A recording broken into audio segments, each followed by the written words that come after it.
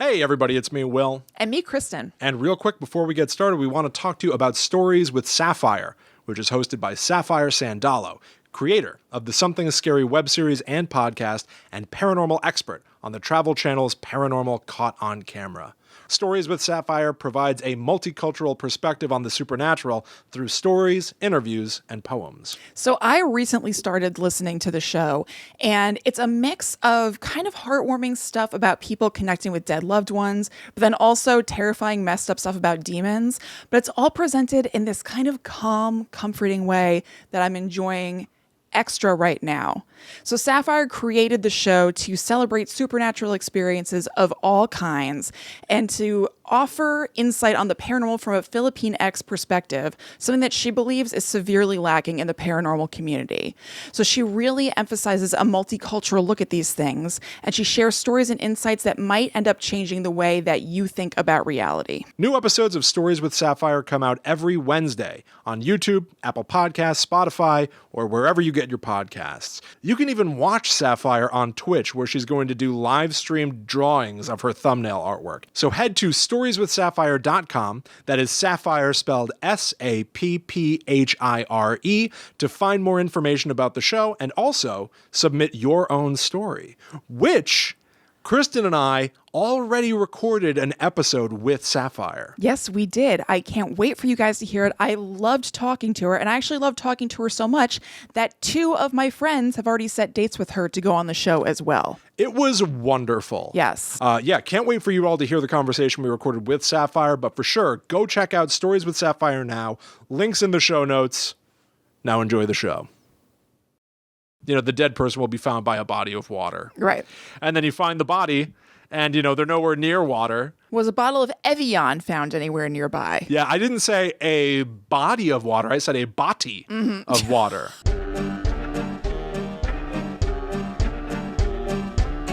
Hello, welcome to Guide to the Unknown. I'm Kristen. And I'm her little brother, William. And this week we are talking about paranormal crimes.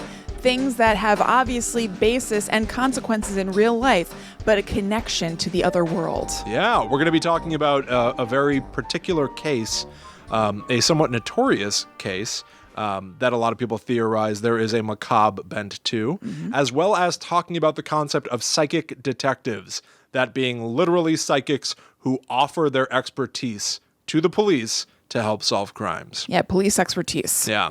But before we get into all that, we want to let you all know a few things. First of all, if you've never heard Guide to the Unknown before, we are a brother and sister duo. We do this show every Friday. It comes out on all major podcast apps. Another big thing about that we want to point out is that there's also a video version of the show. So a lot of us are spending a lot of time at home right now. A lot of people, I think, typically would listen to a podcast in their car on the way to work. If that's how you enjoy Guide to the Unknown, wonderful. If that's not what you're really in the mood for right now, direct your attention to youtube.com/talkbomb, where you can watch this show on your phone, on your tablet, maybe even on your television. That's right. So you can see us talking to each other. You can actually see our faces. It isn't just a still of our logo with the audio over it. You're actually seeing us having the conversation that you would just be hearing otherwise. You can also go to patreon.com/GTTU pod, where for $4 or more per month, we put out a monthly bonus episode, but also lots of extra goodies on top of that, many of which are videos. So that's another resource if you're kind of in a watching mode more than listening at the moment. Yeah. So make sure that you stay tuned to @GTTU pod on Twitter, Facebook, and Instagram to keep up to date with all of our projects. And if you need even more Guide to the Unknown, consider going to patreon.com/GTTU pod. If you back us on our Netherworld Warrior level starting at $4 a month, you're going to get access to a ton of bonus material. Literally just this past weekend, Kristen and I, purely for the hell of it, recorded and uploaded a commentary for the movie Scream 3. That means we've got full-length commentaries for the first 3 Scream movies sitting on our Patreon waiting for you. We got a lot of great feedback on them too, by the way. I know a bunch of people who watched Scream 3 purely to hear our commentary. I know, and there's audio only and video for each of those commentaries. Yeah. So really locked and loaded over there. I genuinely think it might be some of our best work. I do Scream too. 3 is widely considered to be the worst of the Scream movies. I think it might be our best commentary. I think so too. I agree. I think that was the best one. Yeah. Maybe it was like it had to even out. Maybe. Somehow. Yes. You know what I mean? Like the universe was like, they don't need to deliver too much on 1 and 2 because those are good movies. If people are going to watch Scream 3 with them, then they better be saying some good stuff. Yeah, exactly. The cosmos has a way of balancing out. Exactly. Divine balance. But yeah, check all that stuff out. A bunch of links are going to be in the show notes if you want to do any of those things. That's and right. Thank you all so much for joining us. And also, we never say it, but if you ever want to get in touch with us, you can email us at gttupod@gmail.com. Yeah, that's right. Yeah, send us some emails. Yeah, Send us absolutely. stories, things that you want to see on the show in the future. Yeah, totally. Cool. Okay, so I'm going to kick us off by talking about who put Bella in the Witch Elm. So Will talked about this on the show last week because he mentioned the Hand of Glory and how that factors into Harry Potter. And the Hand of Glory is a concept that shows up big time in the story of Bella in the Witch Elm. Now, we are in good company because we got messages from a few people letting us know that they actually ended up covering Who Put Bella in the Witch Elm on BuzzFeed Unsolved on YouTube this week. So just total coincidence. Yeah, is that one of those things of just the idea being out there in the air? I think so. It Yeah. doesn't seem like there's any new Bella in the Witch Elm news, but they cover unsolved mysteries, and it's a notorious unsolved mystery. So Well, we called dibs on it last week. yeah, that's right. Our thing came out first. Their But, show is amazing, to be fair. Oh yeah, there's BuzzFeed Unsolved, and then there's also BuzzFeed Unsolved Supernatural, which is about spooky stuff. Who Put Bella in the Witch Elm was on BuzzFeed Unsolved, so hopefully I'm going to be covering a little bit of a different angle. I didn't watch that deliberately because I didn't want to, I don't know, get any ideas in my head or like plagiarize accidentally. But I'm going to cover obviously some of the crime because it is what it is, but I'm going to talk way more about the witchiness of it and a little bit less speculation about who Bella is, because I would imagine that's probably what they covered. I could be wrong and I'd do the exact same thing as them, but I'm just putting it out there because I'm sure a lot of our listeners and viewers also maybe watch them. Yeah, plus maybe it'll be fun for all of you to see both and cook up your own opinions from there. Yeah, totally. Okay, so this happened in Hagley, England in 1934. There were 4 boys. Now I'm doubting myself. I kind of think it was 43. Did I have a moment? I think it was 43. Okay. I think BuzzFeed Unsolved might be besting us already. Facts. That's one for BuzzFeed Unsolved. Yep. Okay. So there were 4 boys who were running around in the woods like teenagers. And one story said that they were looking for rabbits and bird eggs in the woods. That's what they were playing around doing. So I realized this means that this episode has a little Easter tie-in. Yeah. Rabbits and eggs? Yeah. What? Who's scrounging around in the woods looking for eggs? I guess if it's 1943. I guess. There was another source that said that they were looking for birds' nests. So hard to say which, but they were playing around in the woods either way and doing, it sounds kind of wholesome stuff. Searching It around does. for nature things. Yeah, you get the eggs to eat for your breakfast and the nest for a nice little hat. Or for a nap. Lay your head on it like a pillow. They're saying curl up in it. They're like, how small are these boys? They were young boys. Okay. So they're running around the woods doing God knows what. And they found what they originally thought was an animal skull inside a hollow witch hazel tree that one of them had climbed up and peeked into.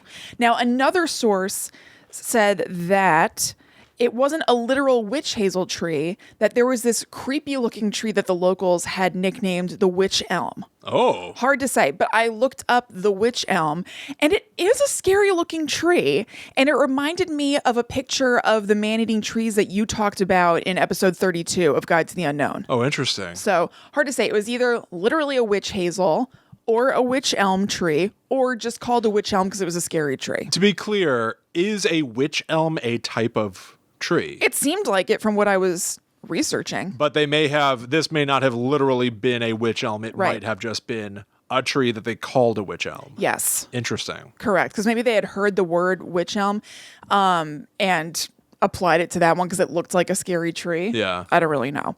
I just figured I'd cover all the angles that I came across. Sure. So one of the boys climbed up this tree. I don't think super duper far or anything, but shimmied up it.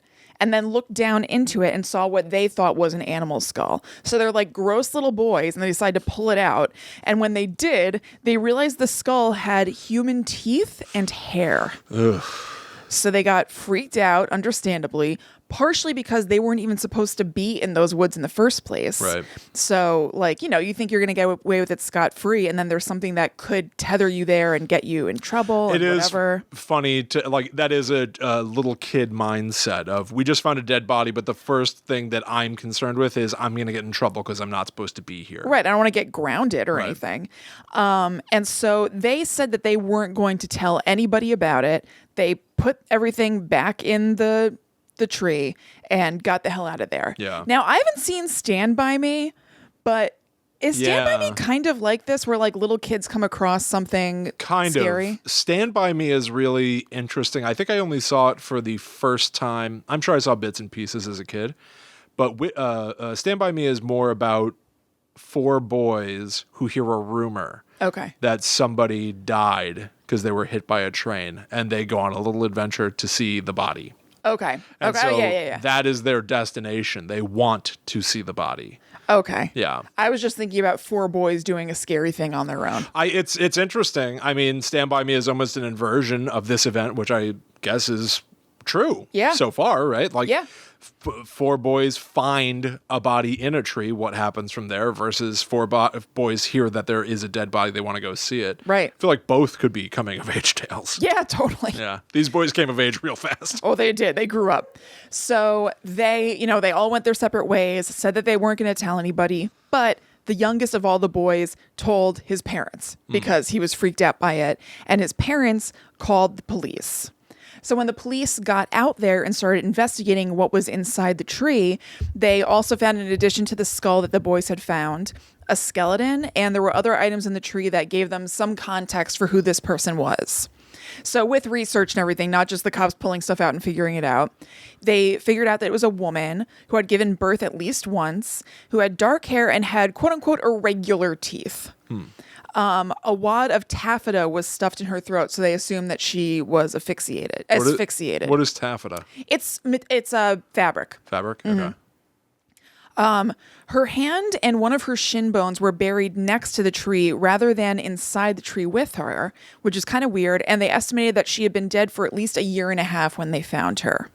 So part of the reason that Bella is still, well, I haven't even gotten to why she's called Bella, but let's just already shorthand her as Bella. Yeah, we know the case as who put Bella in the Witch Elm, so. Right. Yeah.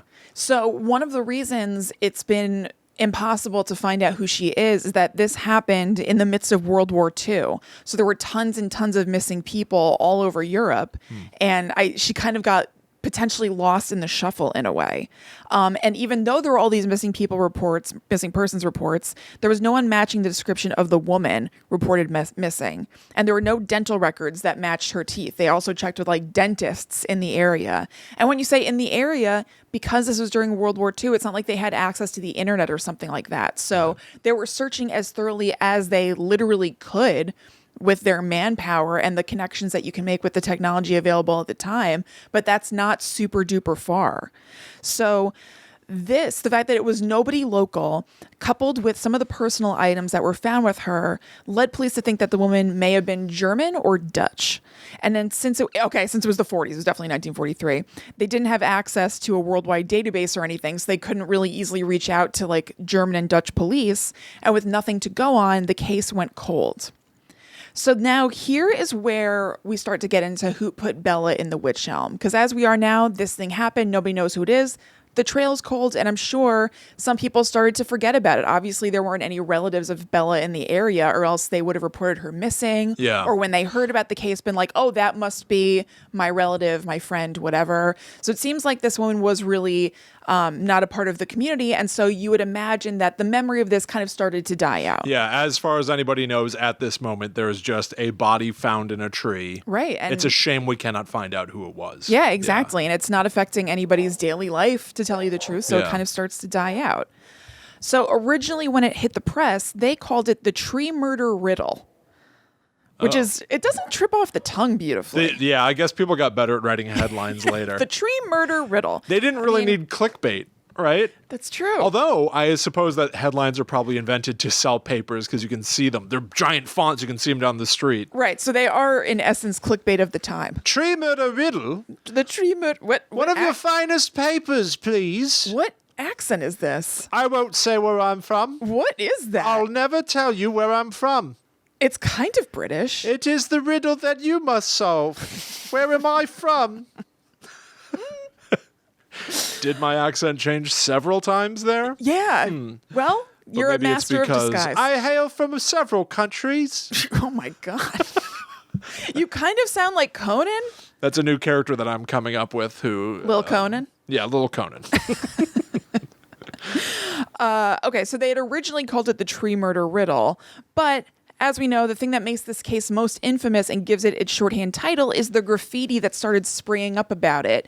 About 2 years-ish later, I saw a couple different sources about it, but some time had passed either way. The words, and this is the first known graffiti from what I read, the words, "Who put Lubella down the Witch Elm?" appeared on an empty building near Christmas in a nearby town. Oh. Yeah, Lubella. Exactly. So, and I wrote down witch elms and witch hazels are similar trees, so they kind of get mixed up. Again, not sure. It's really not even that important, but Yeah. Anyway.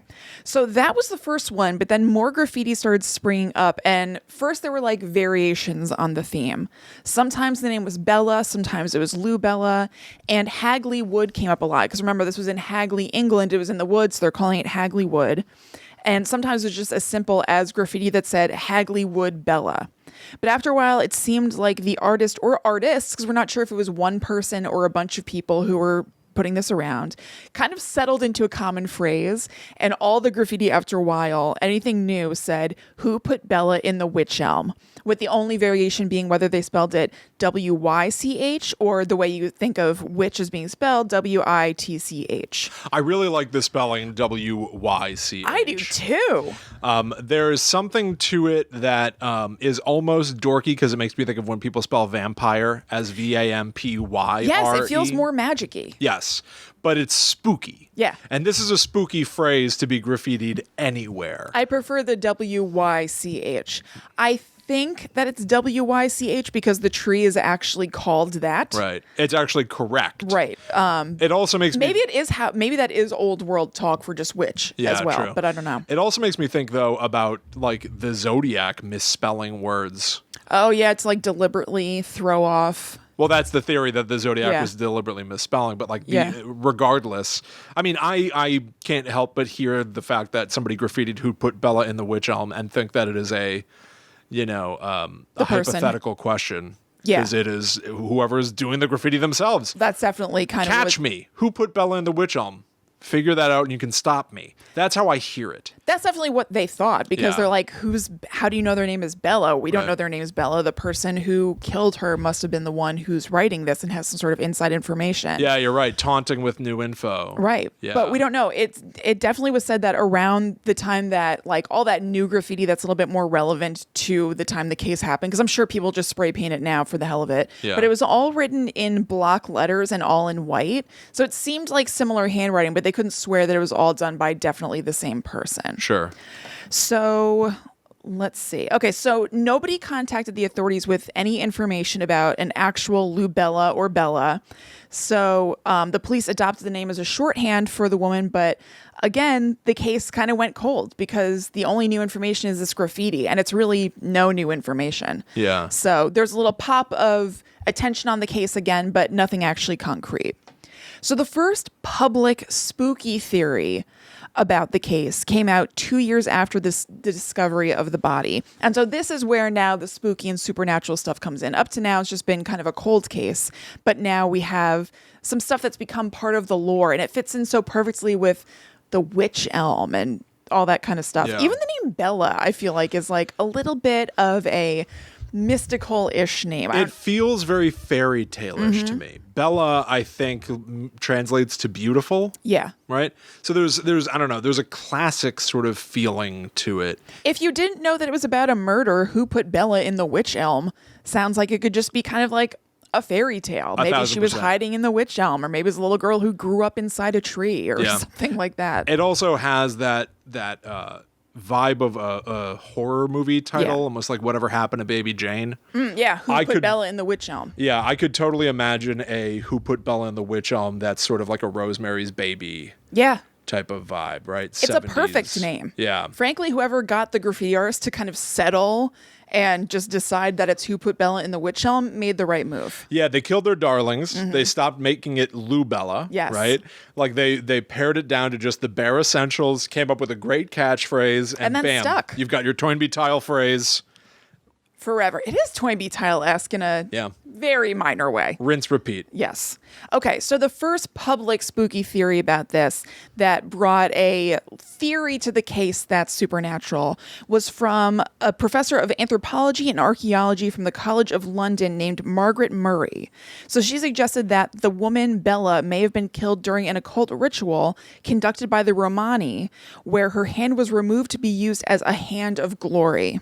So Will talked about this in our previous episode, just the one before this, about Harry Potter. But to recap, a hand of glory was a dismembered hand used by burglars to make the owners of homes they wanted to steal from fall asleep so that they could kind of go in undetected. And so Murray based this theory on the fact that Bella's hand was buried separately from hers. Or, excuse me, separately from her, separately from Bella. Oh. This doesn't make a ton of sense to me for a few reasons. First of all, traditionally, to make a hand of glory that has these kind of properties to it that can be magical, the hand used for this was supposed to be the right hand of a criminal who has just been hung and cut while they're still hanging from the gallows. So would cutting a hand from a presumably innocent woman negate its power? Well, And then you leave it there? right. The leaving it there, there are a bunch of reasons why it doesn't make sense. Yeah. Everything that you just pointed out, but I will also say, just for the sake of argument, if we don't know who Bella is, who's to say she was not a criminal? Oh, or completely. Something, you know, so like, but if you presume innocence, and we're supposed to do that, sure, yeah, fair enough. But like, yeah, you're also right that like, especially what I read last week, you're supposed to like pickle the body for like 5 fortnights or something. Like there's a procedure. Yeah. And it seems like there are different iterations of the procedure. There's the pickling, or you could dry it. But either way, you're using the hand, not just chopping it off and then burying it. Yeah, exactly. I wonder, sensationalism is not a new thing. No. So was this just a way of what? Getting attention or contributing to the conversation for this person? Okay, so here's the thing. It's an interesting, but very holy theory, but it comes from somebody who seems to have witches on the brain anyway. So Murray wrote several books on the history of witchcraft, and in one she even suggested that a secret group of witches had infiltrated the British monarchy and killed several kings. Oh. So does this mean, and hard to say, sake of argument, does this mean that either it was confirmation bias and this lady thinks about witches everywhere, so she's seeing evidence of witchcraft everywhere? Or, to be a little bit more generous, does this just mean that she's kind of uniquely qualified to spot this kind of thing? Well, I don't know. Yeah, I see what you're saying. I think it's funny, I especially when we get into like what I have to say later. I think that you and I work really hard on this show to try to ride that line and give benefit of the doubt wherever possible. Right. I think maybe what you just brought up and my topic for later brings up a very interesting situation where I think the only recourse is to go, no. Yeah. Not true. Yeah. Like this person There's no suggesting evidence that for witches infiltrated the monarchy and killed kings. Right. I think she had witches on the brain. I think she had witches on the brain, too. I like to believe in this stuff, but I like to believe in this stuff predominantly for fun. When it's like for weird purposes of like gaining attention, fame, notoriety, or making bizarre accusations. Yeah. I'm willing to believe stuff like this, but this just isn't striking me as believable. The evidence for this seems very thin. It's loose as a goose. Loose as a goose. Yeah. And also there was a journalist who wrote a series of articles around the time this happened. Like it was contemporary, the articles that he wrote. And he addressed Murray's theories and said that people just kind of like jump to blame everything on the Romani. Like they're always doing evil stuff and whatever, and just kind of discounted it because of that. And it was a good point. It was a little bit more involved than what I just said. Sure. But not a bad point. Before I move on to another part of this story that I didn't know about, to be fair, I've not been an expert in this story. I didn't know a ton about it, but Sure. I wonder if this is going to be unique information. Before I move on to that, I just want to say another thing about the Hand of Glory, and that's that it could be used in a couple of different ways. And I was trying to remember whether you said these ways or not on the show last week, and I couldn't remember because, as we've addressed, we both black out entirely while we do the show Yes. and don't remember anything that happened. 1,000%. So I'm Yeah. sorry to our audience if this is a repeat, but it's very short, luckily. Hey, listen, if you're all getting repeat information about the Hand of Glory, Yeah, how bad is... exactly. Count your bad are lucky things stars. really? The Hand of Glory rules. Yeah, it's really sweet. So just like literally practical use-wise, the Hand of Glory could be used in a couple of ways. So either the hand was kind of used as a candle holder with a candle held between the fingers and you're holding on to the hand, like you're walking through a place with a torch or something like that, but it's a hand holding a candle. Or the hand was used as a candle itself and the fingers would be lit like they were wicks. And there was a saying or a thought that if one of the fingers didn't light, then it was a sign that someone in the house was still awake. So proceed with caution. I love that. I know, isn't that sweet? I love that. I know, it's awesome. So to go back to Murray and her theories, Yeah. she linked the Bella in the Witch Elm case and this occultism theory to the murder of a man named Charles Watson in 1945, so 2 years after Bella's death. And not long after she came out with her theory. It's like she came out with this idea that it was witch related, and then this guy died or was killed, and there were ideas that his death had an occult angle. So she kind of conflated them and said that this might be kind of part of the same thing. Mm-hmm. So it's just basically the fact that it was near Bella and similarly occulty that made her think that it was related. Nothing concrete that you can Right. actually find between them. So I looked up this guy's death because it was kind of just a throwaway remark in something I was reading. I was like, well, what's this other occult death? So it was a man named Charles Watson, and he was found killed at a farm that he was working at. His throat was slashed, and he was pinned to the ground with a pitchfork. So it didn't take long for locals and the police to make a connection to the death of a woman in a nearby town named Anne Tennant, who was also killed with a pitchfork in 1875, 70 years prior to Charles's death. She was attacked by a local man who said that she was a witch and that he would kill the other witches who were living in their midst in the same way. And he was later committed to a mental hospital. But the fact that both these people were killed with pitchforks, was noticeable. And then because her death had a witch angle attached, it seems like because of that, a witchcraft angle got attached to Charles. 70 years later. 70 years later. But still, you know what? There's not the internet. They don't have that much else to think about. They're not getting flooded with information. Maybe things are a little bit fresher. How great would it be if you could get a quote from somebody where they're like, why do you think that this is a witch? Somebody was murdered 70 years ago and somebody 70 years later was murdered the same way? Yeah, right. And their response is just like, look, I don't have that much else to do. Yes. Yeah. It's the 40s. Right. Exactly. I mean, what else why am I going to forget this? This is a big deal. Yeah, it's entertaining. I don't have like a million Kardashian episodes flooding the rest of my mind space. I've got this. Yeah. So I'm just waiting for the Kardashians to be born. right. Once they're born, I'm not going to remember anything that happened 70 years ago. But as it is now, of course I remember her death. If time travel was that blatant, Yeah. like if somebody was like, listen, the Kardashians, I'm waiting. Once they come in, I'm not going to have room for this stuff, so I'm just going to enjoy it while I've got it. Yeah.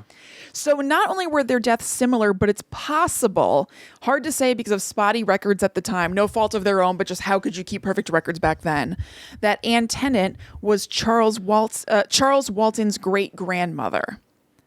Possible. It's like, I don't even remember. They kind of outlined the family tree sort of thing on the Wikipedia page that we have linked in the Yeah. show notes, but it wasn't super duper clean. That's an interesting concept. Yeah. My great grandmother and then Yeah. great grandson were killed. Not exactly in the same way. So because it all gets jumbled and everything. So Right. because Charles Walton's death by pitchfork was so like grisly to be pinned to the ground with a pitchfork. Yeah. People kind of, it seems like, remember Anne Tennant as having been killed the same way, but it's not true. She was she was stabbed with a pitchfork a bunch of okay. times. Yeah. So not exactly the same, but still unique to be killed by a pitchfork. So Sure. obviously I understand why people, If the most recent pitchfork you're going to is 70 years ago, sure. yeah, Yeah. it's right there. Okay. So people started to kind of say, I think because of the angle of Anne Tennant having some sort of witchcraft allegations against her, even though it was brought forth by somebody who was mentally ill, those things kind of stick. And the pitchforkiness of it all, attach that to the Charles Walton thing. And even the main investigator in the case of Charles Walton came to think that the murder had ritualistic overtones. So it's weird, and it's one of those cases of like memory playing tricks on you and the influence of information that you get affecting the facts right in front of you, because there are no mentions of anything like this at all in his initial report. But then 25 years later, the main investigator, Robert Fabian, said, and this is a quote, "I advise anybody who is tempted at any time to venture into black magic, witchcraft, shamanism, call it what you will, to remember Charles Walton and to think of his death, which was clearly the ghastly climax of a pagan rite. There is no stronger argument for keeping as far away as possible from the villains with their swords, incense, and mumbo-jumbo. It is prudence on which your future peace of mind and even your life could depend." Wow. So strong words, and people have acknowledged that Fabian was aware of the legends around Anne Tennant's murder, and he was also aware of a book called Folklore, Old Customs, and Superstitions in Shakespeareland.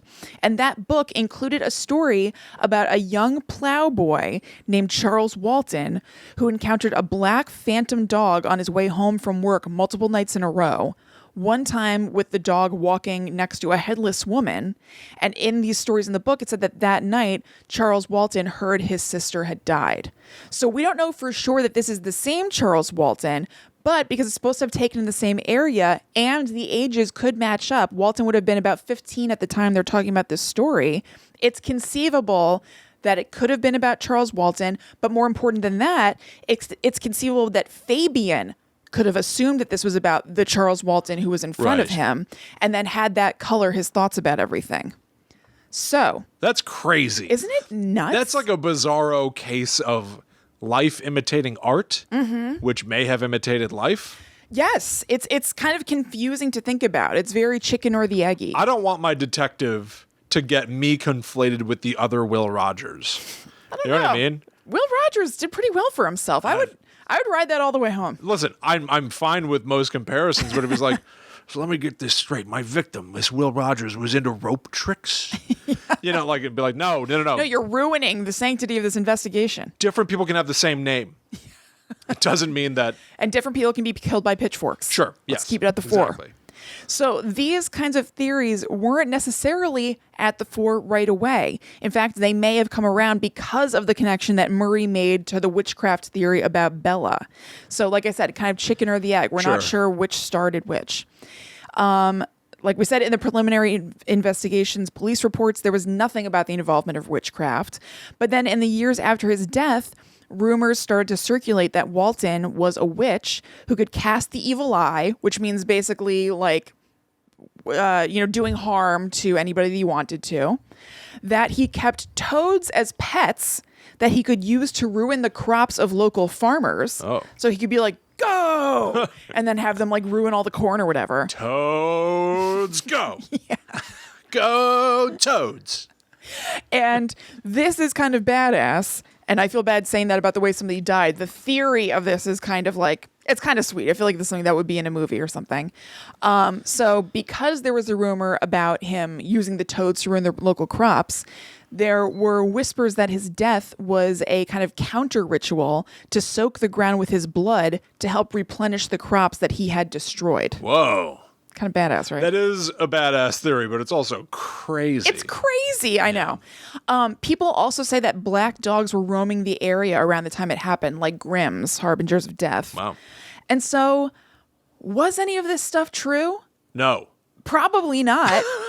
I mean, there's no, like, actual evidence of... I don't know, there aren't direct quotes from somebody being like, I know Charles Walton, and he summoned toads to ruin crops or whatever. It's all just hearsay. And so would Bella, I wonder, have had the same things said about her if we knew her identity?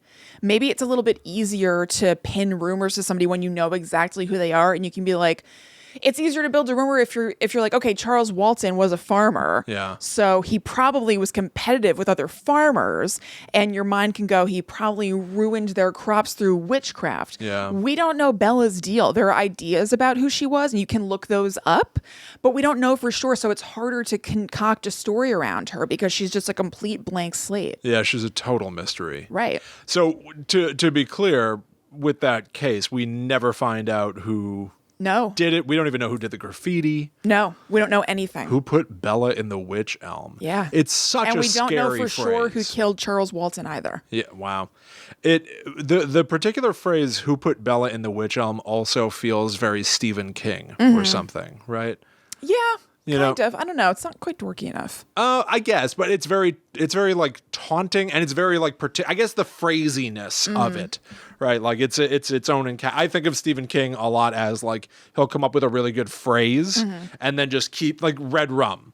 Yes. Use it a million times. Yeah. Who put Bella in the Witch Elm? Popping up feels very something of a story. It's just, I guess part of it is that it's absolutely. larger than life. Yes, it Yeah. seems like something that wouldn't happen in real life, and yet, Yeah, it's crazy. right? Absolutely crazy. So some of what you were saying I think is really interesting. What is the name of the person who suggested that this could all have been witchcraft?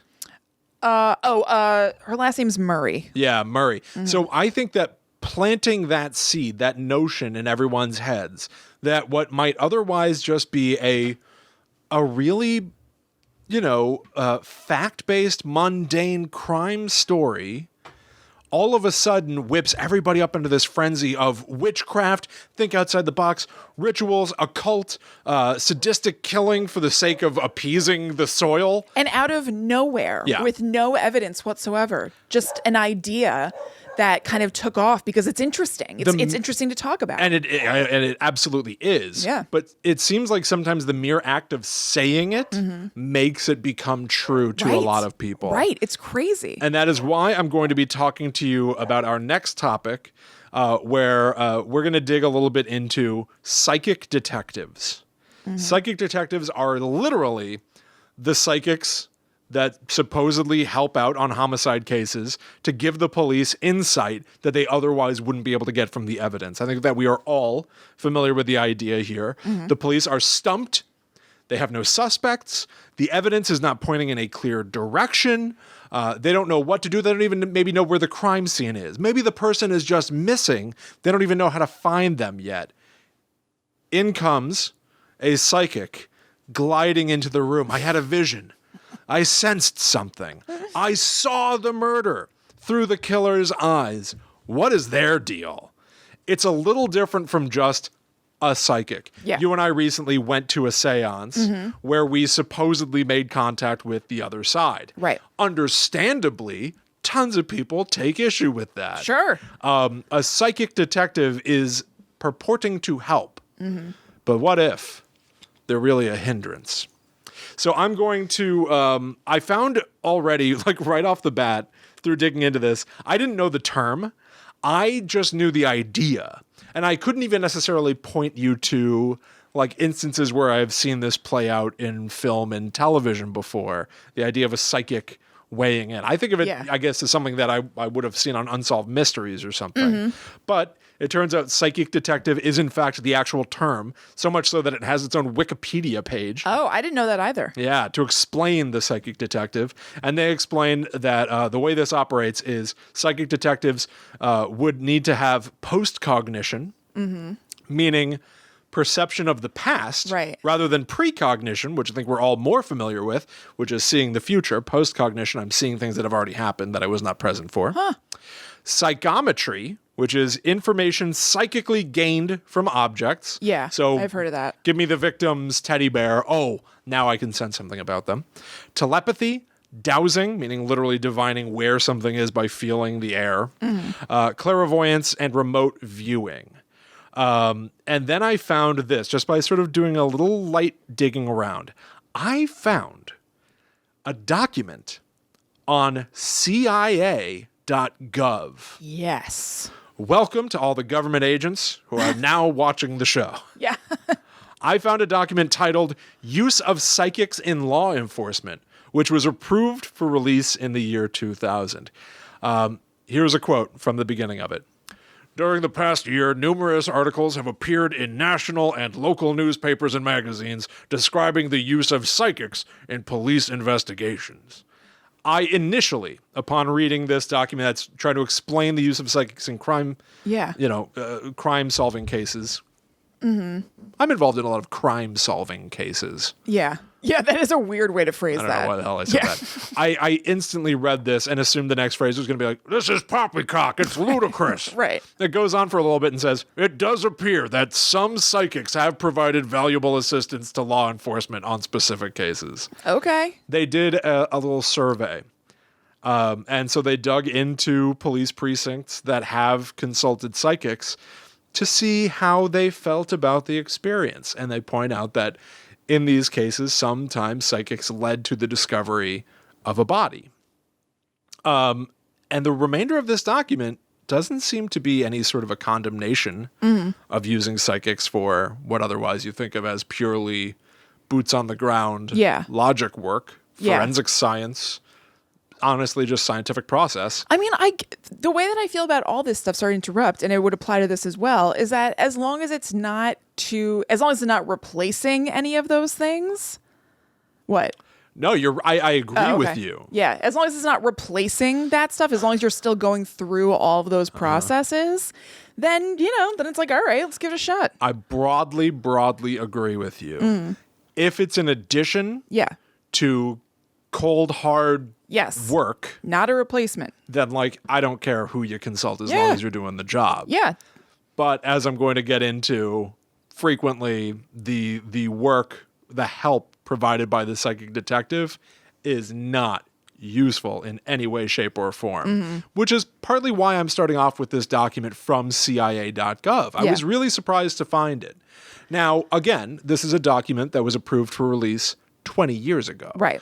I do not think that this document is a representation of how our government broadly operates. I mean, there are all kinds of weird little fringe things having to do with the CIA. Yes. Like that movie and book, The Men Who Stare at Goats, is about an experiment in telepathy conducted by the CIA. I don't remember what episodes, I'm sorry if this bugs you guys, but the CIA did experiments with Uri Geller about remote viewing and stuff like that. They're willing to try this stuff out because what if it works? And because they're trying it out, they document it. I fully want to believe that the government is constantly up to this stuff. Yeah. I want to believe that the second that you are sworn in as president, they're like, okay, feel free to give your first State of the Union, and then we're going to whisk you away and tell you the truth about ghosts, Bigfoot, aliens, and you can't tell anybody. I want to believe that this is all happening behind closed doors. I used to kind of think that might be happening when you become president, but now I don't think so. No, because I think we'd already know. We'd know it all. Yeah. I couldn't agree more. But so this document could have been written by somebody who is a believer who also works in the government, rather than it's the government's belief that you should do this. It could be one person establishing these rules. But even still, this document that I'm going to be reading to you from is a document that's essentially providing the best practices for working with a psychic if you're trying to solve a crime. So here's a quote from the document. And this sort of speaks to your point. The psychic does not replace the sound investigative techniques, but functions as an investigative tool. Courts do not recognize psychic testimony. Cases solved with the assistance of a psychic must be reconstructed using established police procedures before presentation in court. That's good. Optional interpretation of this passage, though. A psychic provided you the name of the killer. Find a way to prove it otherwise. Right. Do whatever you got to do. Yeah, totally. Do whatever backflips you got to do, but you can't tell the judge that a psychic found it out. Right. Yeah. And then here is the conclusion drawn up by whoever wrote this document. I do not know who. And this is, again, based on the fact that they surveyed different police precincts who had already used psychics. So here's the conclusion of this document, once again titled Use of Psychics in Law Enforcement. Once again, this is on the CIA's website. Yeah. Conclusion. Based upon this survey, it would appear that a talented psychic can assist you by helping you to locate the geographic area of a missing person, narrow the number of leads to be concentrated on, highlight information that has been overlooked, provide information previously unknown to the investigator. Even talented psychics cannot be accurate 100% of the time. Not all the information provided by a psychic may be pertinent to your case. The key to good results is careful selection. So pick a good psychic. Pick a good psychic for your detective work.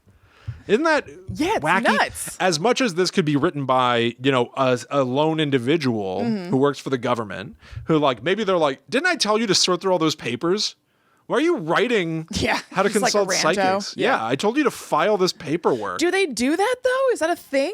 I don't know. I don't know either, but document... Let's assume no. Yeah, who knows? But, people could, in the government or on police forces, read this document and be like, so it's condoned. Right. I should definitely reach out to psychics. But again, I would hope that if you're on the police force, that you're going further than that and not just being like, I should reach out to a psychic and that's the end of it. I completely agree. I'm kind of providing a worst case scenario. I know. But I just don't really like it, especially because we're going to get into some of the faulty... I can be too trusting. The faulty evidence of the psychic. Yeah. Well, I also think that Guide to the Unknown is a place where we distinctly try to believe. I think that sometimes I put on my believer hat on this show. But I'm even talking about being a disbeliever would give me comfort in this. I'm talking about being skeptical in a way and hoping that the police who come across this would be skeptical.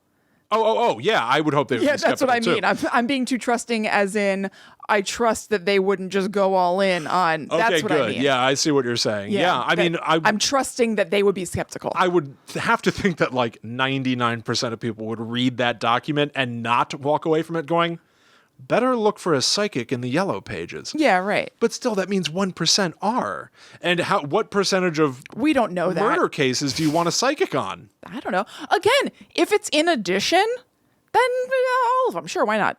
All of them? Yeah, why not? If it's in addition... I've got a psychic task force. Yes. If it's in addition to the cold, hard police work procedures, then yeah, all of them. Sure, why the hell not? Okay. Yeah, well, here's why not. Okay. I'll tell you what. We'll treat this like point counterpoint. Here's why not. Okay. On Wikipedia, on their listing about psychic detectives, they talk about how there have been a number of scientific studies conducted regarding psychic detectives. There was one in 1960, one in 1982, and another in 1997, which essentially wanted to test the efficacy of psychic detectives against police and against kind of sort of average Joes. They describe them as students. I don't know if that means students of law. Yeah. People that are in training to be police. I have no idea what students means. And to be sure, a lot of science is about, testing to find out what the results are and then retesting to make sure that your methods were sound. Yeah. So some of these studies, it is pointed out on the Wikipedia article, weren't completely set up vetted. Properly. Yeah. But even still, all three of these studies ended up coming away with the following. Never did psychic detectives ever perform any better than anybody else.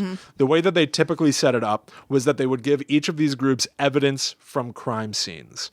Some of the crimes had already been solved. Some of the crimes had not been solved. Can you look at the evidence and tell me what happened? And so the psychics never did any better.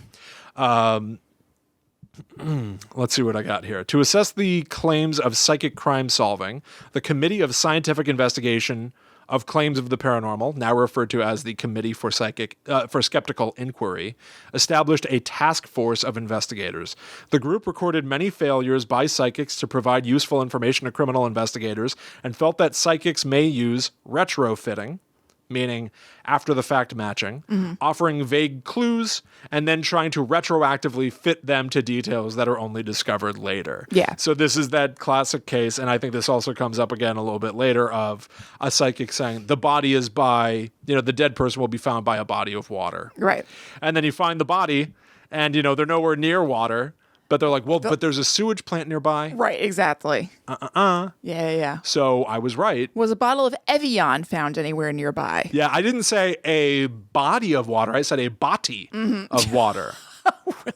A body? A body. So a little bottle of water, that counts, and I'm psychic.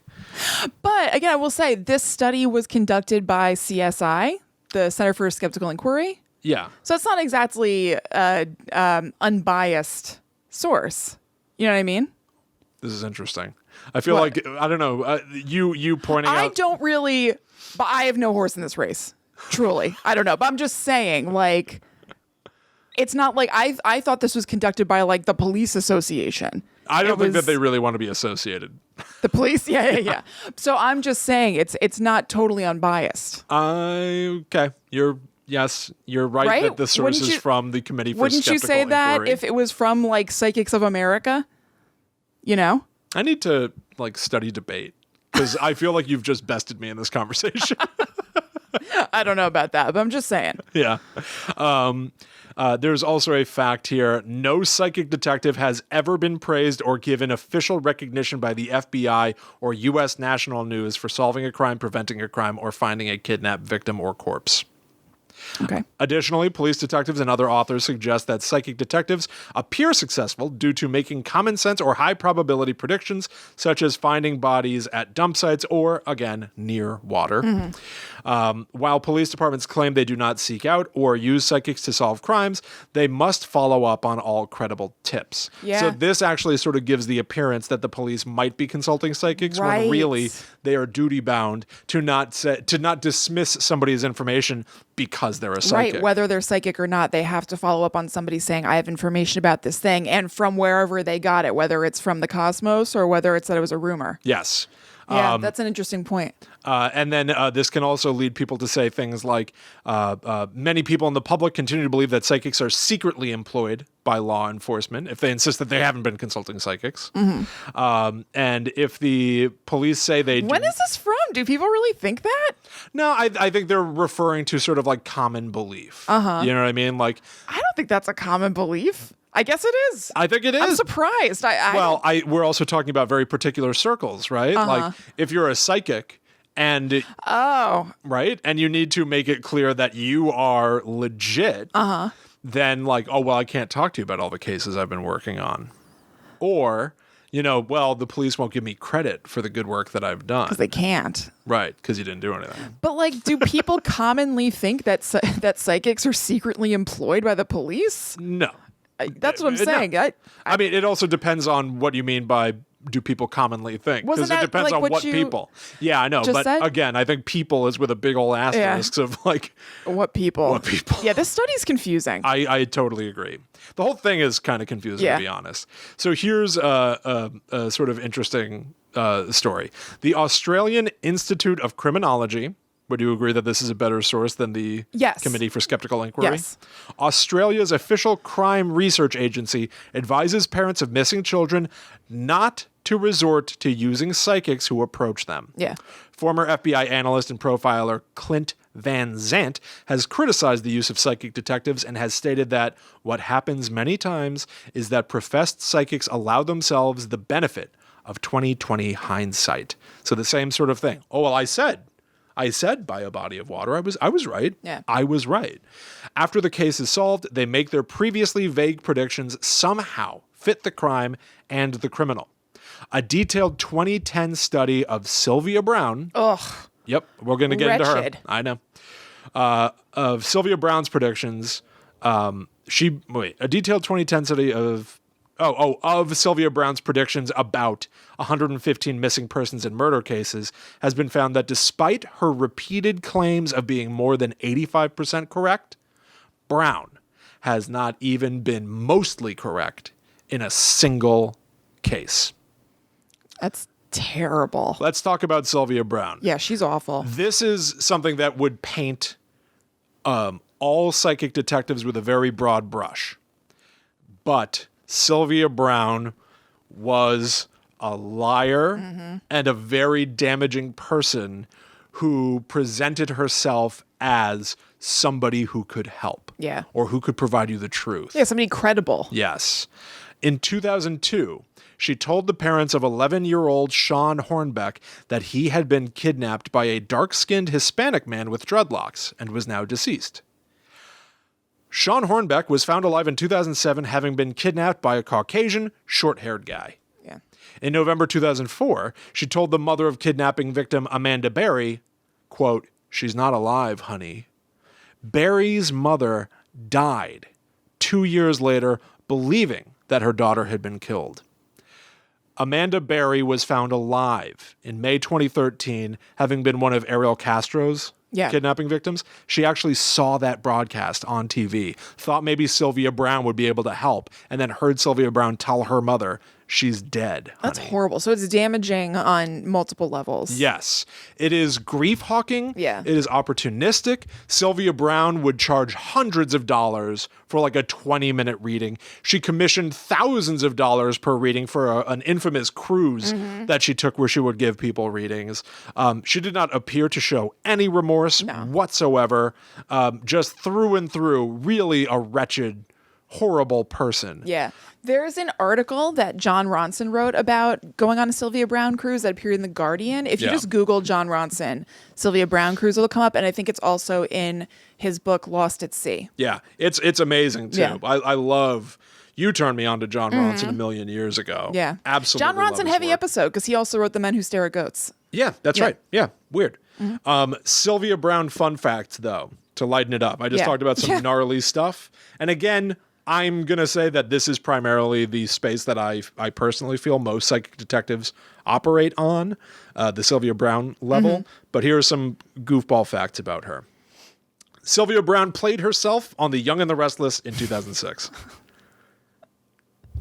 That's good. Can't wait to see it. Yeah. Didn't have a chance to look it up before recording. Yeah, I'd like to see that. Would love to see it. On Larry King in 2003, she predicted that she would die at 88. She died in 2013 at age 77. Now, wait. She got the double numbers. Yes, that is kind of my feeling, to be perfectly bad. honest. She got the double numbers. Not terrible. Right? Yeah. If this was Monopoly, she'd get to roll again. Right. Yeah, except there's no 7 on the die. Right. Well, Yeah. So what kind of game is she playing? that's what I'd like to know. Cheater. What kind of game are you playing? Yeah. What are you playing? What are you playing? In 2000, something called Brill's Content, Okay. I don't know if that's a good source or not, examined 10 recent Montel Williams episodes that highlighted Browne's work as a psychic detective, spanning 35 cases. In 21 cases, the information predicted by Browne was too vague to be verified. I see a tree nearby, and there's no way that you can possibly Prove or begin to disprove unravel. Yep. Of the remaining 14 cases, law enforcement officials or family members stated Browne had played no useful role. And yet she was gigantic. She was huge. I will also tell you, before we get into some pop culture psychic detectives, which are certainly more fun, lighter, breezier. In researching this, once I learned the term psychic detective, I started using it and Googling around. There are reputable news sources that will refer to psychic detective cases, like the like daily news, like newspaper outlets. Reputable. Well, yeah, but you know what I'm saying? Yeah. Like the common person would look to them as a trusted news source. Television constantly has these psychic detectives on. There was a wonderful segment of John Oliver's Last Week Tonight where he digs into psychics in general, not just psychic detectives, psychics in general, and shows a bunch of different, he shows a bunch of news reports where they do like, gotcha to the psychic detective and be like, you said this person was dead. Yeah. This person is me. And it's so entertaining. This is me. It's so entertaining and wonderful. But there's also 1,000 clips of and again, reputable with an asterisk, tons of Dr. Phil having psychic detectives on, Dr. Oz having psychics on, people that are watched during the day who a lot of people trust, just referring to the psychic detective case, possibly because it is a familiar enough concept that we're all entertained by it and somewhat comforted by it. I think it's that. The implication of a psychic detective is that there is somebody who's got their hand on the wheel, that can guide us to finding justice. Right. So I understand it as a concept that can bring comfort theoretically. I also understand it as a concept that can be exploited wildly, targeting people who feel particularly vulnerable. My child is missing. Oh, I can tell you some stuff. It's horrible. I just can't imagine. It is miserable. Yeah. It's just a misery spreading Yeah.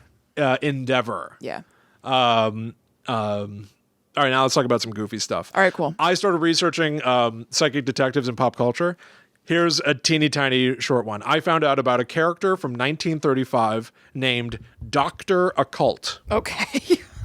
Dr. Occult. Not to put too fine a point on it. Yes. Dr. Occult was like the victim of a ritualistic murder or something like that, but it turned him into Dr. Occult. Okay. Here's the thing that's special. Okay, so this is a comic book character? Yes. Sorry. Maybe I should have been more clear. This did not happen in real life. Okay, gotcha. Dr. Occult was created by Jerry Siegel and Joe Shuster, the creators of Superman. They're big. Yes.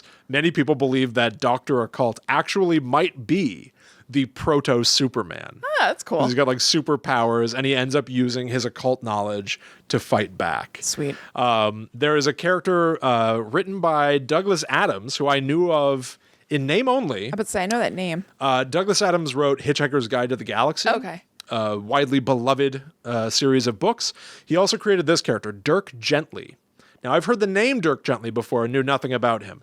I read exactly this paragraph about him, kind of in love. In Douglas Adams' Dirk Gently novels, the titular character, a holistic detective, is implied to have psychic powers on occasion. One incident involved Gently attempting to scam his university classmates into paying for a set of answers to an exam, supposedly obtained using psychic powers that Gently did not know he had. To his surprise, the answers he provided, which he thought to have produced randomly just to make them buy stuff from him, turned out to be 100% correct. Nice. And he got expelled. Isn't that wonderful? Yeah, that's great. I'm accidentally a psychic. Yeah, and fantastic. all these random answers turned out to be completely true. Love it. What a thing to step in. There is a widely beloved show called Psych. I have not seen a single episode of this show. Me neither. People are always telling us to watch the Twin Peaks episode of Psych, but That's I right. still haven't seen it. Maybe it's about time, because Yeah. I don't think I really understood what Psych was. I knew that it had something to do with a psychic and detective work. Yes, I same. did not know it was this. It's about a guy named Shawn Spencer who consults for the Santa Barbara police as a psychic, but is really just a kind of Sherlock-y, like, he'll pick up on the minute detail that will unravel a thing. He's got like perfect recall, and he's just, a Sherlock. And so people are like, how could he possibly know this? And he lets them think that he's psychic? Kind of. Well, the answer is yes, but the loops of it all, like the hoops they've had to jump through to explain it, are kind of fun. Shawn originally became known as a psychic when, after calling in tips on dozens of crimes covered on the news, which helped the police close the cases, the police became suspicious of his knowledge. The police theorized that such knowledge could only come from the inside, and they decided to arrest him as a suspect. How could he possibly be giving us all these tips on these crimes? Yeah. To avoid being sent to jail, Shawn uses his observational skills to convince the police that he is psychic. The interim police chief warns Shawn that if his powers are fake, he will be prosecuted. It's a little like a sitcom. Yeah. It's got a smack to it of Jerry Seinfeld's the guy that hit his car becoming his butler. Oh, yeah. Talking about? Yeah. The Jerry sitcom within Seinfeld. Yes, the judge sentences a guy to be Jerry Seinfeld's butler. Yeah, like, and it's that's just like, the premise of the TV show that they're pitching to NBC inside Seinfeld. yeah, well, the real thing is like, how the hell are we going to establish the premise? Just do it. Fine. There's a little wackiness to this. I think it's kind of a wacky show. of that. Yes, Yeah. exactly. But honestly, it sounds kind of fun. Sounds kind of fun. There are 8 seasons. They made a movie a couple years ago. They evidently already made a sequel, which is going to be coming out on Peacock. I'd give that a look. I am not against it. I would like to see the Twin Peaks episode. Yeah. And then, I can imagine watching some of this. Looking Okay. for something kind of fun. And let's bring it home with this guy. And admittedly, it's a little long. Guy, you don't have Alison Dubois, who's the inspiration for the TV show Medium? No. Okay, Medium was a TV show on like NBC or something that Patricia Arquette played the lead role in, and she was a medium who helped the cops solve things. Wow. That was based on a woman named Alison Dubois, who appeared in an episode of The Real Housewives of Beverly Hills that is legendary, and she was a nut and a half. Oh, really? So you guys can look that up at home. Oh, that's it. Yeah, I had no idea about that. Yeah. Alison Dubois. I really wanted Our to... sister Lynn loves Medium. Is that right? Yes. I really wanted to trace back the origin of these psychic detective. And I think I found it. Okay. So I found out about a fictional character named Flaxman Low. Wow. Terrible name. It was, this character was created by British authors Hesketh Pritchard. That's right. First name Hesketh, last name Hesketh Pritchard. Okay. And his mother, Kate O'Brien Riall Pritchard. Wowie A kazowie. mother-son writing team. I mean, that's sweet. How rare is that? So many names. Flaxman Low, their character, is a pseudonym of, quote, one of the leading scientists of the Victorian era, whose real name is not disclosed in any of the stories. So these stories purport that Flaxman Low is a real person Okay. who this mother-son duo are writing about and creating a fake name for him to protect his identity. So it's almost in a way like a found footage Yeah. kind of vibe of like, we're going to tell his stories, but we cannot reveal his identity. He was an accomplished athlete in his youth and then turned his interest to a scientific study of the occult. Now, the Pritchard team, the mother and son team, originally wrote these Flaxman Low stories for a press baron named Cyril Arthur Pearson. What the hell is going on? I know, it's crazy. Yes, just bear with me because Okay. it's rad. Okay. He had his own magazine called Pearson's Magazine in 1898, and he published these Flaxman Low stories. The Pritchard mother-son writing team were really excited to have their stories published, but they were really upset when they were actually pushed out the door because Pearson's Magazine essentially purported to say that these were true stories rather than fiction. Okay. So these were published as if they were actually real. Okay. The first story I read, it is called The Story of the Spaniards, Hammersmith. Okay. It's just all these just words and letters just jumbled together. This is having a hard time following this. It is section. a little bit as if like I got like knocked on the head and just words are coming out This randomly. makes sense. It's going to be more of a story from here on out. So here's the story, the first Flaxman Low psychic detective story. By the way, the reason I'm even talking about this, I don't think I even said this, Flaxman Low is the first instance of a psychic, paranormal, occult detective in fiction at all. Gotcha. 1898 is where this was born. Okay. So, within the story, a man named Roderick Houston inherits a house from his. Don't give me that look. I'm trying to get through it. All right, go ahead. You're right. Okay. A man named Roderick Houston inherits an old house from an elderly relative. It's sort of the classic, like, well, I didn't know this old relative gave me his mansion. Yeah. He starts renting it out because he needs the money. However, none of his renters stay for long, leading him to investigate and find out that a lot of people are crying ghost. So he reaches out to his old friend, Flaxman Low. He thinks back to a time at Oxford when old Flaxman was buried in his work but received an emergency request to sub in for some sort of athletic event. So Flaxman Low, there's also a little bit of Agent Michael Scarn to this because Flaxman Low do everything. He can do everything. So here's a quote because Flaxman Low has been studying at Oxford. Somebody's like, oh no, whoever's going to, and I don't understand what sport this is, but they're like, who's going to throw the hammer? Yeah. Who's going to throw the hammer? Let's ask Flaxman Low. And so it What said, is the story? I don't understand anything. it's great. I promise you, it's great. I'm enjoying it, but I'm just saying, I don't know what the hell is going It's on. wacky. We're establishing why Flaxman Low is the best of the best. Okay. So they say, Flaxman, will you play this athletic thing for us? We know that you're knee deep in your studies. So he sends a note that just says, I'll be there. And then here's a quote from the story. Thereupon he finished the treatise upon which he was engaged, and next day his strong, lean figure was to be seen swinging the hammer amidst vociferous cheering. For that was the occasion on which not only he won the event, but beat the record. So Flaxman Low is so amazing. Yeah. He was so buried in his work, but he just, oh, sure, I'll do your athletic thing, and destroys the... He's incredible.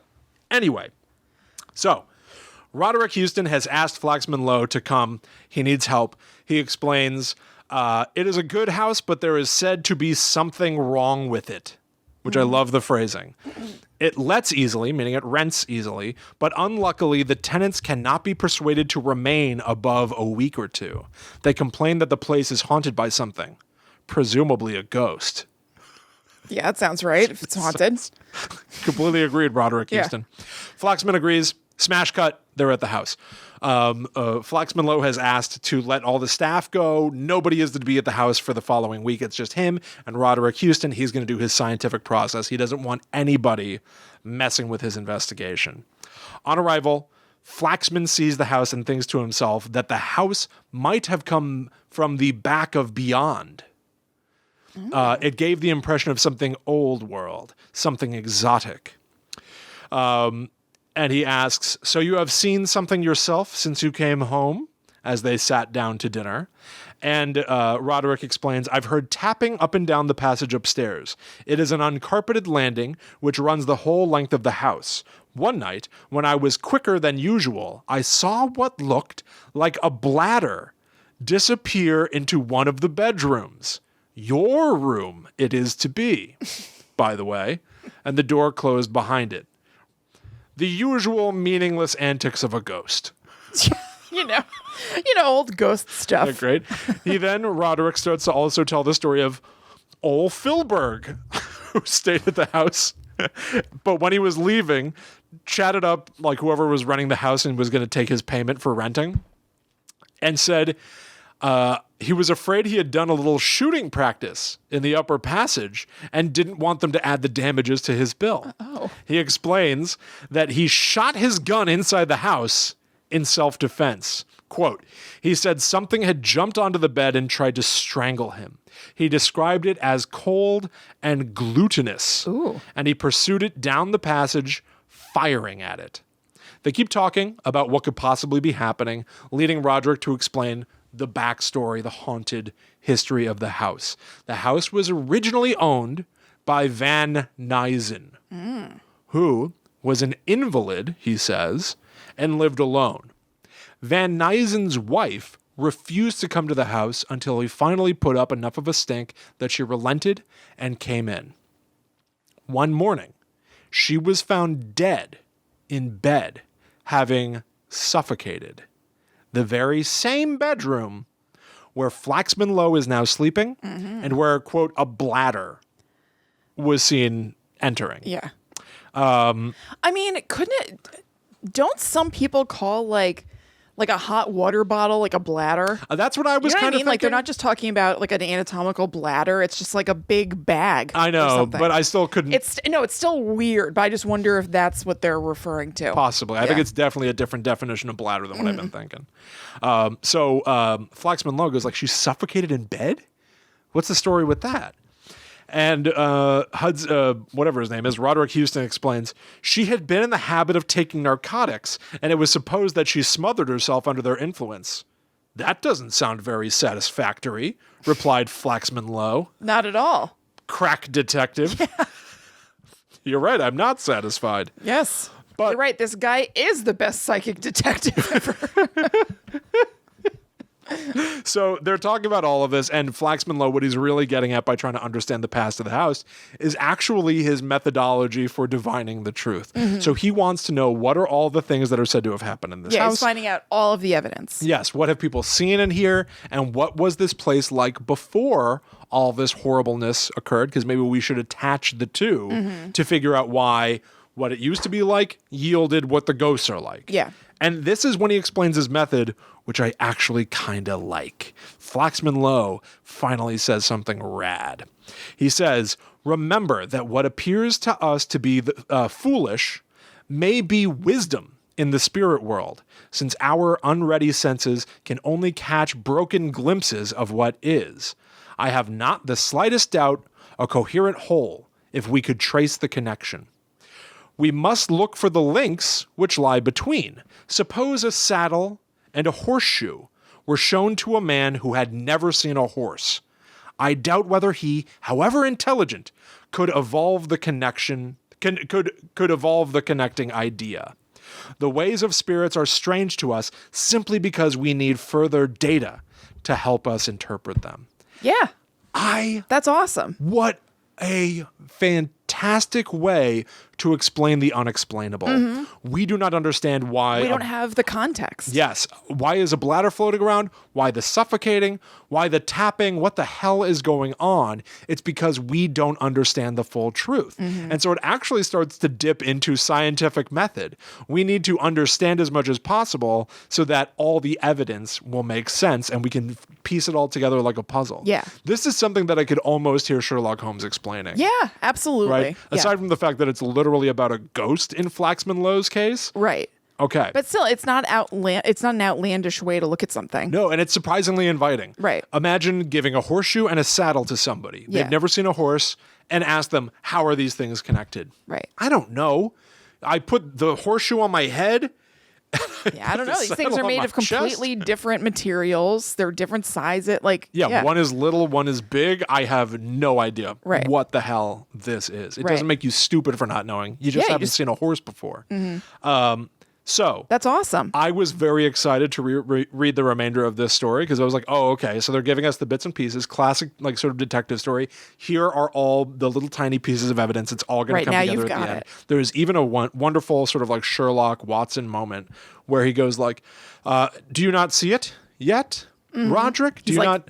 I will drawing give him you one into more it. evening to understand. We will perform another investigation. They do a few things like he puts a bunch of sand in that passageway upstairs to try to see what that tapping, if the tapping will disturb the sand. One night- the baby powder in Paranormal Activity. Yes, exactly. One night. Is it baby powder or is it flour? It's white stuff. Yeah, I don't know. It's Anyway, the white stuff. yeah. So one night, because most nights they've been staying up late to try to see who's tapping around and see if they can catch the bladder. One night they're like, all right, you know what? We're not seeing anything. Flaxman Low just goes to bed. And it's that night in particular that he experiences something. When you let your guard down. Yeah. He feels pressure on his legs in bed, as if something is suddenly on top of him. And he starts explaining his inner monologue. He doesn't know whether or not something just jumped up onto the bed. Did something slowly creep up on him? He has no idea, but he starts to feel it moving up his body. No, not moving up his body, spreading up his body. Ooh. Like some great big horrible sheet is enveloping his entire body, and soon it's going to crawl over his face and suffocate him. This must be how Van Nuyssen's wife died. When she was said to have taken all those narcotics and suffocated in bed, it wasn't murder. It was this thing unfolding on top of her and squeezing the life out of her. He barely manages to get away from it. I think he literally escapes by punching it. Okay. And describes how it feels like disgustingly soft and fleshy. They end up seeing like clawed feet in the sand that they put in the passage and drag marks on either side of it. And this is approximately where Flaxman Low starts going, aha, I see the truth. Do you understand, Roderick Houston? And eventually, the solution is revealed. Kristen, Yes. do you think it's satisfying? I don't know. Do you think you could guess? I have given you everything you need to No. know. Okay. Yeah. It is not satisfying. Okay. Here is the solution to the first ever psychic detective story ever published. Flaxman Low, House of Spaniards, Hammersville. Old Van Nuys wasn't just an invalid, he was a leper. And the sort of like claw marks that we saw in the sand were because his foot Oh. turned into a claw, Okay. and the drag marks on either side were his crutches. Oh, okay. And he did murder his wife. He did suffocate her. He did kill her. She, it was said, did not want to come to live with him purely because of his leprosy. That's also why she had her own bedroom, the very bedroom where Flaxman Low has been staying. And it was then that Van Nuys suffocated her, killing her, and then finally killed himself. But his body was never found. It is somewhere still on these premises. And its spirit is still wandering the halls, frequently reenacting the crime. Hence, trying to suffocate Flaxman Low. There's an odd suggestion in here that a spirit may be literally using the still yet undiscovered body of Van Nuys to What? do this bidding, like a spirit possessing a dead body to come out and do this stuff. So, But that does not track with what we saw Flaxman Low go through. what? So are they saying that it wasn't even Van Nuys really who killed his wife? Like he was possessed? No, they're saying Van Nuys killed his wife. Okay, so Van Nuys did kill his wife, and yet it's not him who is going after Flax, whatever his name is. Right. It's another spirit using his body. Possibly. That's a lot. Yes. A lot is right. Yeah, Kristen, it's a lot. it's a lot. Here's what I'm going to say for Flaxman Low, because that's essentially where it wraps up. Okay. They then, at a certain point, like, Roderick Houston is like, well, what would be your suggestion of what to do here? What, should we just tear the house down? To which I'm thinking, Flaxman Low will have a better answer. He's going to be like, no, here's Does how he we get say, the body. No, let's tear it down. Yes. And they immediately tear it down. That's funny. They instantly tear the house down, and All right, problem solved. they find a body under the floorboards who appears to have been a leper, thereby proving that Flaxman Low was right all this time. Okay. Yeah. It is a really... Oh, and the bladder, the floating bladder was...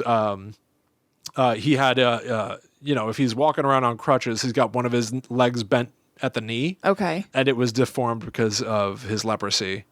And so it looked kind of weirdly misshapen. This stinks. So- Also, he doesn't sound that psychic to me. Isn't he just kind of... How did he figure this out with his psychic ability? I guess... It sounds like just a detective story. Maybe, whatever. It doesn't matter. It's obviously in there because that's how you found it. But I'm not hearing where his second sight kicked in. You're right. Look, don't worry about it. You're right. I made a mistake. All right, let's start over. No. Let's start over. Let's start from the It's top. obviously in there. No, too late. We got to start completely No, over. we've already been talking about Flaxman Low for like half an hour. It's over. Listen, it's pretty rad. The other thing that I just need to tell you is that the actual description of Flaxman Low being attacked by the spirit or whatever the hell it is awesome. Yeah. It also brought to mind a theory that I have brought up on this show many times of Flaxman Low and Roderick Hudson stayed up every night to see if they could catch the spirit. It wasn't until they stopped deliberately looking for it that it came to them. Yeah. If this stuff exists, I think it only exists in the peripheral Yes. of your senses. The peripheral, the liminal, all of it. Totally. But yeah, like the actual description of the thing, like climbing up his body, is really interesting. He tried to move his lower limbs but could not because of the deadening weight. A feeling of drowsiness began to overpower him, and a deadly cold, such as he said he had felt before at sea when in the neighborhood of icebergs. Like, the description of this stuff is actually really great. Yeah, totally. And made me want it's to cool. read more Flaxman Low stories. Are there a lot of them? Yeah, there's not a ton. They were only ever written between 1889 and 1890. Yeah, I was surprised. Okay. 1989. Yeah. No, there are only like maybe a dozen of them or something like that. That's a lot. Precious. There are a lot, but still, that's like precious little for like, I don't know. You think today of like there being sort of like countless entries to franchise and stuff, but no, this thing was like made and then sort of like forgotten. Yeah. Well, not by us. Not by us. Not by you. No. The Bring stories Flaxman Low back. Yeah, Flaxman. Flaxman Low rides again. Yeah, the world's gonna be obsessed with Thanks to Flaxman Willie. Low. Yeah. Don't worry, whatever their names were, Hesketh Pritchard, and Kate O'Brien Rial Pritchard. We carry your legacy. Flaxman Low has returned. But we're gonna go now. Well, that's awesome. I never heard of that. That's very cool. You're so right. He's not a psychic. I got so consumed by the fact that he's said to be the first psychic detective. There's nothing psychic about him. Yeah, like where? I don't know. It must be in there. He was determined, right? Like he was doggedly determined to investigate. He didn't let the bounds of also- logic and scientific method prevent him from thinking about spirits. And it ended up being, it sounds like kind of a paranormal crime. Yeah. Yes, exactly. So maybe that's kind of where it comes in, and maybe he divined that or something. Yeah. Well, he is divine. He is divine. Yeah. But there you The go. divine Mr. L. All right, we're at the end. All right, it's over now. All right, guys, thank you so much for listening to this episode of Guides to the Unknown. I hope you enjoyed it. I certainly did. Looks like Will did. He's chuckling away over there. I did. Hey, bring back the Flaxman Low files. Remember that show? Remember that show. Of course I remember that show. Rob Lowe and his sons. The Low Files. Maybe Rob Lowe is descended from Flaxman Low. But it looks like Low is spelled L-O-W, not L-O-W-E. You know Although damn these well things names change over time. Wait a second. Never mind. What? I was gonna say, is the Low Files just a play on Flaxman Low? Because this is all scary stuff. Yeah, weirdly it's like enough- a deep cut Easter egg. Weirdly enough, it had nothing to do with their last name being Low. It had everything to do with this. No one has ever heard of it before. That's why string of nobody realized. psychic detective novels. Except for us, we realized. Yeah, we realized, all right. And we realize that we love you and we want you to hang out with us. We want you to spend time with us. And here's how you can do that. You can go to the Guides the Unknown Facebook group by going to facebook.com/groups/GTTU pod. Ask to join, and then you're going to hang out with hundreds of very cool people who are interested in the same things that you are.